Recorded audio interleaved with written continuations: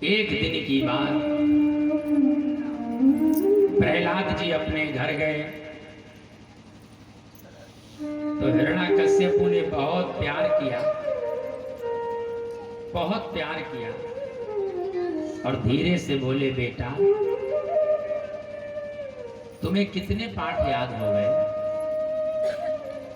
तो प्रहलाद ने कहा, पिताजी हमको पक्के पक्के 9 पाठ याद हैं। कितने? 9। हिरण्याकश्यपु ने कहा, तो सुनाओ जरा कोई एक पाठ। तो प्रहलाद ने अपने पिताजी को आज नवदा भक्ति सुनाई। क्या? नवदा भक्ति। और नवदा भक्ति आप जानते हो, श्रवण कीर्तनम विष्णु स्मरणं पाद सेवनम अर्चनम वंदनम दास्यम सांख्यात्म निवेदनम। प्रहलाद ने कहा, पिताजी कि प्रथम भगति संतन करे, प्रथम भगति संतन कर संगा, दूजी रति मम कथा प्रसंगा, दूजी रति मम कथा प्रसंगा। हिरण्याकश्यपु बोला, चुप हो जा। हिरण्याकश्यपु ने कहा, ये मेरे जीवन में चंदन के वन में ये बबूल का पेड़ कहां से आ गया? ये बोल क्या रहा है? ये मेरा पुत्र नहीं, ये मेरे जीवन में मेरा शत्रु है। इसने कहा, बहुत दंड दूंगा। प्रहलाद ने कहा, पिताजी तुम अपने को भगवान कहते हो, लेकिन तुम भगवान नहीं हो सकते। क्यों? प्रहलाद ने कहा, नर कभी नारायण नहीं हो सकता। प्रकृति जिसके बस में रहती है वह नारायण होता है, और जो प्रकृति के बस में रहता है वह सदैव जीव होता है। अच्छा कर्म करने वाला, महान काम करने वाला महात्मा हो सकता है, एक अच्छा व्यक्ति हो सकता है, एक सत्पुरुष हो सकता है, लेकिन वो भी भगवान नहीं हो सकता। फिर प्रहलाद ने कहा, पिताजी आप जिसको अपना शत्रु कहते हो वो हरि है, वो कभी किसी से देश नहीं करते। हिरण्याकश्यपु ने कहा, मुझे ये तेरा प्रवचन नहीं सुनना है, और दूतों से कहा, तुम खड़े खड़े क्या देखते हो, इसको पहाड़ से फेंक दो, ले जा। और प्रहलाद के लिए पहाड़ से फेंकवाया, लेकिन जिसके भीतर हरिनाम होता है, याद रखना, मरण अपने हाथ में नहीं है, लेकिन ईमानदारी से बोलो, स्मरण सबके हाथ में है कि नहीं? अगर आपके हाथ में स्मरण है, आप स्मरण करते हो, तो मरण आपके पास नहीं आ सकता, मौत नहीं आई। पहाड़ से फेंकवाया, लेकिन प्रहलाद को ऐसा लगा कि अशोक का फोम के डल्लभ के गद्दे पर गिरे हों, जैसे बालक कूदते। उठ करके आ गए, बोले, पिताजी नमस्ते। हिरण्याकश्यप बोला, अरे इस दुष्ट को तो मैंने पहाड़ से भिगवाया, कि फिर आ गया। तो बड़ी जोर से हंसा और बोले, बेटा तू उनका नाम लेना बंद कर दे, उसका नाम मत लिया कर। बोले, पिताजी इस तन के चाहे टुकड़े टुकड़े कर दो, सिंह के आगे क्यों ना फेंक दो, लेकिन अब मैं इस नाम को लेना बंद हो। जानते हो प्रहलाद को भगवान पर विश्वास कैसे हुआ था? एक कुम्हारिन थी, उसके यहां मिट्टी के पात्र बनते थे, तो उस पात्रों में उसके यहां एक बिल्ली थी, उसने 2 बच्चों को जन्म दिया। वो बच्चे पात्र में खेल रहे थे, तो कुम्हारिन के मन में ये बात थी कि जिस दिन मैं आवाज लगाऊंगी उस दिन इन बच्चों को यहां से निकाल के अलग कर दूंगी, और तब तक खेलते हैं तो खेलने दीजिए। लेकिन कुम्हारिन जल भरने के लिए गई थी, और कुम्हार को ये बात पता नहीं थी कि इन पात्रों में बिल्ली के बच्चे हैं। उस कुम्हार ने कूड़ा करकट डाल के और अग्नि चैतन्य कर दी, और जब तक कुम्हारिन जल भर करके लेकर के आई थी तब तक धू धू करके अग्नि पकड़ चुकी थी, और अग्नि प्रचंड मात्रा में चल रही थी। कुम्हारिन रो रही थी। कुम्हारिन ने कहा, बहुत बुरा किया तुमने, अब मेरे बिल्ली के बच्चे इसमें जीवित मर गए। कुम्हारिन बिलख रही थी और भगवान का नाम ले रही थी। प्रहलाद विद्यालय जा रहे थे। प्रहलाद ने कहा, अरे बुढ़िया, तू ये किसका नाम ले रही है? उस कुम्हारिन ने कहा, बेटा ये मैं भगवान का नाम ले रही हूं, यदि उसके कानों में आवाज पहुंच गई तो मेरे बच्चे जीवित हो जाए। प्रहलाद ने कहा, बुढ़िया उस भगवान के नाम में इतना चमत्कार है? हाँ बेटा। प्रहलाद वहीं बैठ गए। तमाम लोग इकट्ठे हुए, और कोई अपने घर से डंडा लाया, कोई भाला लाया, सब लोग लग गए। कुछ पानी भर के लाए, और महाराज जैसे उन पात्रों को हटाया, अग्नि को हटाया, तो जानते हो क्या हुआ? सब पात्र वहां पक्के निकले, पर 2 रह गए कच्चे हैं। सारे पात्र तब तक पक चुके थे, सब पात्र वहां और पक्के निकले, पर 2 रह गए कच्चे हैं। उनमें से निकल कर और भागे हैं, और जीवित बिल्ली के बच्चे निकल कर भागे हैं।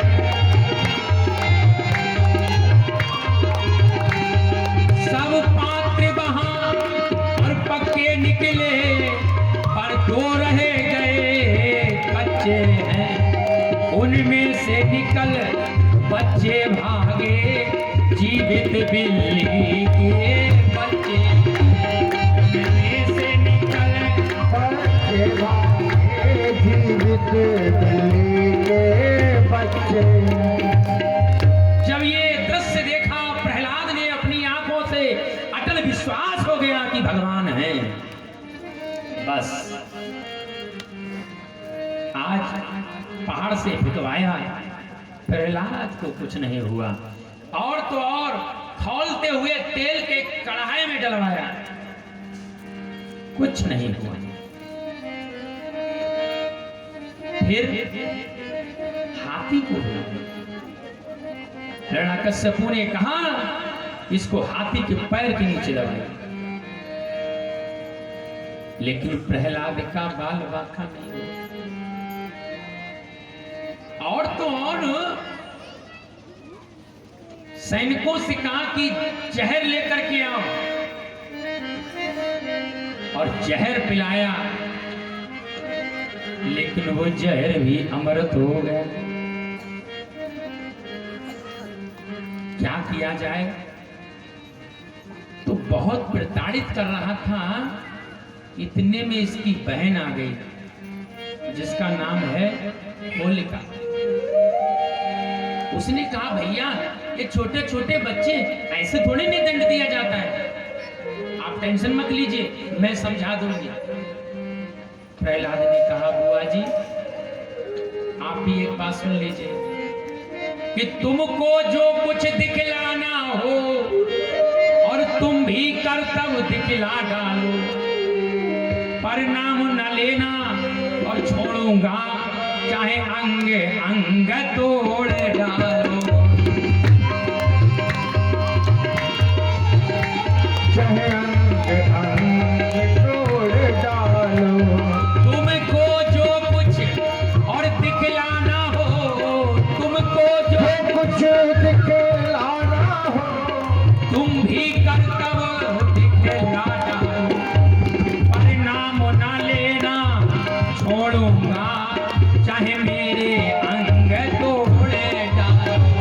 पर नाम न लेना छोड़ूंगा चाहे मेरे अंग तोड़ डालो। प्रहलाद ने कहा बुआ तुमको भी जो कुछ दिखलाना हो आप भी दिखलाई दो, लेकिन नाम लेना बंद नहीं करूंगा। तो ये जो बुआ होती है ना बुआ, ऐसी बुआ अगर काऊ की हो तो बनाए दो धुआं। इसने पहले तो बहुत प्यार से पुचकारा, अरे बेटा कतही ना, तू तो मेरा बच्चा है, सीना से लगा। और पुचकार पुचकूर के ले गई अपने घर। और फिर इसने धीरे धीरे पाठ पढ़ाया। लेकिन प्रहलाद नहीं माने तो जानते हो इसने क्या किया? इसने चारों तरफ से सूखा हुआ सब कूड़ा करकट डलाया और लेकर के उपलों के बीच में गोद में प्रहलाद को बैठ गई। और इसके पास एक शीतला चीन था, वो इसने ओढ़ लिया। उसको अग्नि प्रवेश नहीं करती थी और गोद में बिठाया प्रहलाद को। इसने सोचा धीरे से इसको अग्नि में छोड़ दूंगी, मैं बाहर निकल जाऊंगा। लेकिन प्रहलाद तो भगवान के भक्त थे। भगवान जब करने पे काम आ जाए तो भला कोई रोक सकता है? ईमानदारी से आप लोग सुधीर श्रोता बैठे हो, ईमानदारी से बताइए क्या सोना अग्नि में जलता है? बोलो, जलता है क्या? नहीं जलता है तो सोने की लंका कैसे जल गई? लंका में आग लगी कि नहीं लगी? जब सोना जलता नहीं है तो सोने की लंका रावण की कैसे जल गई भैया? हमको तो ऐसा लगता है कि स्वर्ण भस्म की जितनी सप्लाई हो रही है उसी समय से रखी है। कहां से आ रही है? क्यों? क्योंकि भगवान जिसे जलाना चाहे कोई नहीं रोक सकता। और एक बात, जब दुर्दशा मनुज पे आवत तो पहले गिरत बुद्ध पे गाज। हाँ, मंदोदरी ने यही तो रावण से कही थी कि चुप बैठ जा, बहुत ज्यादा बकवास मत कर। तू कहता था समुद्र पर पुल बांध दूंगा और आज तक तो पे पुल ना बांधो, उनको एक बंदर छलांग मार के आ लो। और तेरे भीतर बुद्धि नाम की चीज नहीं है। मंदोदरी ने कहा तो पूंछ में आग लगाने को रहा। अरे फरसा लेके पूंछ काट देता, बात खत्म हुई। लेकिन तूने पूंछ पे कपड़ा बांधा। कहीं बंदर क्या कपड़ा लाया था? कहीं नहीं। कहीं बंदर घी तेल लाया था? कहीं नहीं। कहीं बंदर दिया सलाई लाया था? तुम्हारा ही कपड़ा, तुम्हारा ही तेल। रामायण में लिखा है रहाना घृत बसन और तेला। तेल नहीं लिखा है यहां पर, क्या लिखा? तेला। तेला जानते हो? लापे एक डंडा और बढ़ाया। अगर तेल होता है तो जैसे सरसों का है, डाबर का है, चमेली का है, गोला का है? अगर एक ब्रांड का होता तो उसको बोलते हैं तेल। लेकिन जितने ब्रांड थे सब डाल दिए थे, तो तेल नहीं, तेला। मिक्सचर हो गया सबका। उन्हीं का तेल, उन्हीं का कपड़ा, और उन्हीं ने लगाई आग। और लंका किसकी जली? हनुमान जी से पूछा तो हनुमान जी ने कहा लंका हमने नहीं जलाई। कहा किसने जलाई? तो कहा लंका जलाई 3 ने, लंका जलाई 3 लोगों ने, रावण के पाप ने और सीता मैया के संताप ने और राम जी के ताप ने। हनुमान जी कहते हैं हमने तो केवल हवाई करी बोलो रख दिया। धन्य है हनुमान जी जो काम तो बड़े बड़े करते हैं लेकिन लेस मात्र भी यश नहीं चाहते। विनयशीलता तो हनुमान जी से सीखिए। आज का व्यक्ति छोटा सा काम कर ले, मैंने ऐसा किया, मैंने ऐसा किया। बंधु, हाथी के पैर के नीचे दबाया और फिर होलिका ने आग लगवाई, लेकिन प्रहलाद जी का बाल बांका नहीं हुआ। प्रहलाद जी उठे और आ गए अपने पिताजी के पास। हिरण्याकश्यपु ने कहा बेटा तेरी बुआ कहाँ है? प्रहलाद ने कहा पिताजी आज बुआ तो धुआं हो गई। कहा मतलब? कहीं हम तो उस आग में से चले आए थे पर बुआ जी नहीं निकली थी। तो हिरण्याकश्यप ने जाके देखा तो होलिका जल करके राख हो गई। हिरण्याकश्यप ने कहा मर गए, मेरी बहन मर गई लेकिन ये दुष्ट तब भी नहीं जला। तो मदना मदान हो गया, इसने खूब मदना पी, लौटने लगा। आज भी हिरण्याकश्यपु के पक्ष के लोग आज भी मिलेंगे। होली का जब पर्व आता है ना, होली का त्योहार, तो हिरण्याकश्यपु के पक्ष के लोग आज भी मिलेंगे। हफ्तों पहले से ही डोलते हैं, ऐसा लगता है जैसे इनकी बहन हो। लेकिन क्या करें, क्या करें? होली पर ये 2-4 जो भक्त होते हैं ना, तिलक तमूरा वाले, इनकी भी बुद्धि खो जाती है। जब होली पर जाएंगे तो जानते हो वहां इकट्ठे होकर सब क्या बोलते हैं? होलिका मैया की बोलते हैं। ईमानदारी से अच्छा एक बात जरा देखिए, आप सुधीर श्रोता बैठे हो, शास्त्रीय पद्धति से बात हो रही है। जय जयकार किसकी होनी चाहिए? जो जय का काम करे। बोलो, जो जय का काम करे। क्या प्रहलाद के साथ होलिका ने अच्छा काम किया था? बताइए, नहीं किया था ना। एक भक्त को मारने का। आजकल आप देखते हो ये नेता लोग फड़ी क्यों नहीं फोड़ रहे हैं? ये इसीलिए फड़ी नहीं फोड़ते हैं कि इनके गले में माला तब पड़नी चाहिए जब कोई जय का काम करें, कोई बढ़िया काम करें। जहां चुनाव जीते, अभी कोई काम शुरुआत नहीं किया, पहली किस्त भी लगाई नहीं है, पहली निधि आई नहीं है। जहां चुनाव जीते इतनी माला उनके गले में पड़ जाती है कि नेताओं की गाड़ियां भी लोड मांगती हैं। तो जब बिना कुछ करे ही मालाएं पड़ रही है, इतनी जय जयकार हो ही रही है, फिर करने की जरूरत क्या है? इसलिए जो जय का काम करे उसके गले में माला। मेरे भाई बहन, आज होलिका ने काम बुरा किया, लेकिन जब होली का पर्व आता है तो धीरे से, अब वो तो होते ही हैं होलिका के पक्ष वाले, लेकिन ये भी जाके सम्मिलित हो लेते नहीं। क्या बोलना है? जब होली आए तो भक्त प्रहलाद की, हाँ, जो प्रहलाद के पक्ष है ना, उनके यहाँ गुजियां बनती हैं। क्या बनती है? हाँ, गुजियां। अमीर गुलाल लगाते हैं, खुशियां मनाते हैं। लेकिन जो हिरण्याकश्यपु के पक्ष के लोग हैं वो फिर दूसरी क्वालिटी में चले जाते हैं। बोलो राधे।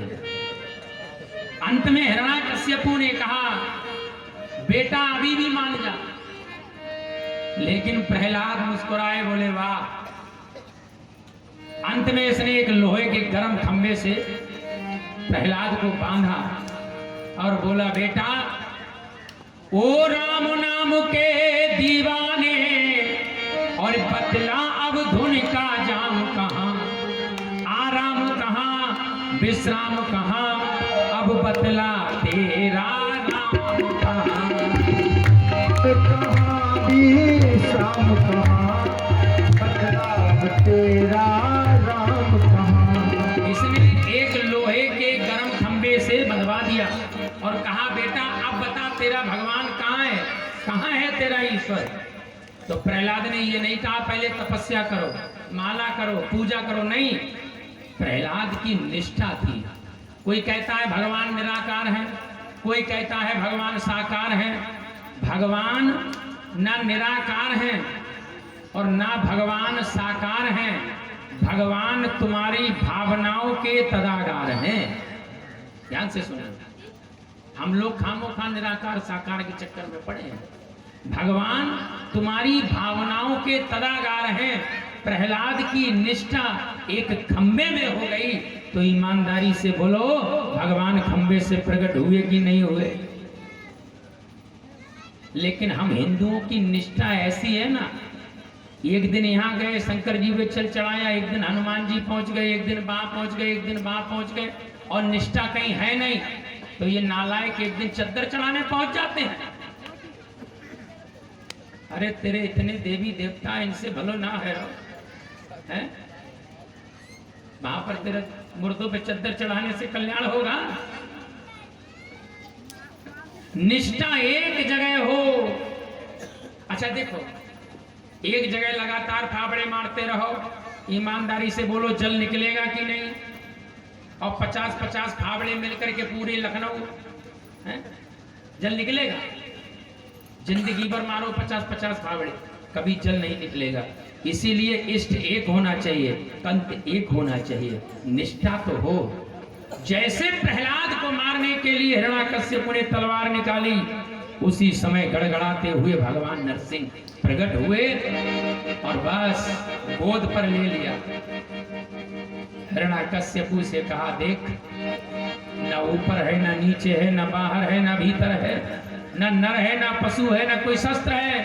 इसने कहा तो भी नहीं मरूंगा। बोले क्यों? बोले मेरे लिए वरदान है, वर्ष में 12 महीनों में नहीं मरूंगा। तो भगवान ने कहा देख 12वां नहीं 13वां चल रहा। ये जो लौंद का महीना होता है ना, जिसको पुरुषोत्तम मास बोलते हैं, मल मास, ये 13वां महीना भगवान ने काट छांट करके हिरण्याकश्यप के लिए पहले ही बना लिया। कहा देख 12वां नहीं चल रहा, 13वां चल रहा है। अब तो इसकी चीख निकल पड़ी और भगवान ने गड़गड़ाते हुए फाड़ दिया। बोले गोविंद भगवान की जय, नरसिंह भगवान की जय। बंधु, अब समय इजाजत नहीं देता, हम लोग आरती की तरफ चलें, क्योंकि 2 घंटे के बाद फिर हम लोग कथा का शुभारंभ करेंगे। आइए 2 मिनट हरिनाम संकीर्तन करें।